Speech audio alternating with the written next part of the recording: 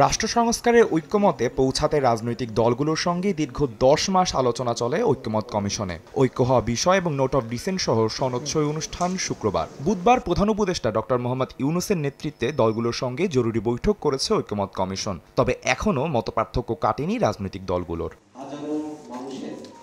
বৃহস্পতিবার সকালে এনসিপির কেন্দ্রীয় কার্যালয়ের সংবাদ সম্মেলনে দলটির আহ্বায়ক নাহিদ ইসলাম জানালেন, আইনি ভিত্তি ছাড়া জুলাই সনদে সই করবে না এনসিপি। জুলাই সনদ স্বাক্ষরের এই আয়োজন করাটা একটা ছলচাতুরির মতো মনে হবে। ফলে আমরা জনগণকে কোনো অন্ধকারে রাখতে চাই না। যেই তিনটি বিষয় পরিষ্কার হওয়ার পরেই জুলাই সনদ স্বাক্ষরের যে অনুষ্ঠান, সেই অনুষ্ঠান হতে পারে এবং সেখানে আমরাও অংশগ্রহণ করতে স্বাচ্ছন্দ্য বোধ করব।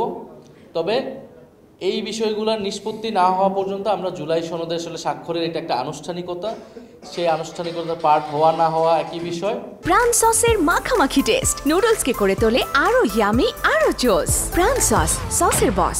সংবাদ সম্মেলনে সনদের ভাষ্য নিয়ে প্রতারণার অভিযোগ তোলেন নেতারা। বলেন, জুলাই সনদের আদেশ জারি, গণভোটের বিষয়ে চূড়ান্ত সিদ্ধান্ত এবং সনদ অনুযায়ী সংবিধান সংস্কার ছাড়া স্বাক্ষর করবে না এনসিপি। জুলাই ঘোষণাপত্রেও কিন্তু আমাদের দাবি ছিল এটার একটা আইনি ভিত্তি থাকবে, সেটা হয়নি। জুলাই ঘোষণাপত্রের যেই টেক্সট, সেই টেক্সট নিয়ে কিন্তু এক ধরনের প্রতারণা করা হয়েছে।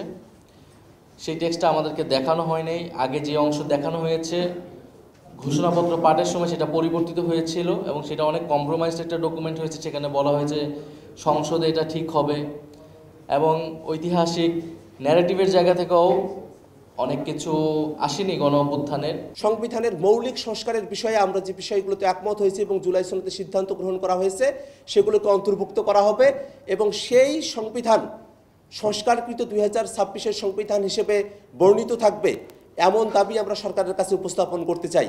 84টি সংস্কার প্রস্তাবে বিভিন্ন রাজনৈতিক দল ঐক্যমতে পৌঁছালেও জুলাই সনদের আইনি ভিত্তি তৈরি না হলে বিগত সব অর্জন নষ্ট হবে বলে সতর্ক করেন এনসিপি নেতারা। আদনান তুর্য, সময় সংবাদ, ঢাকা।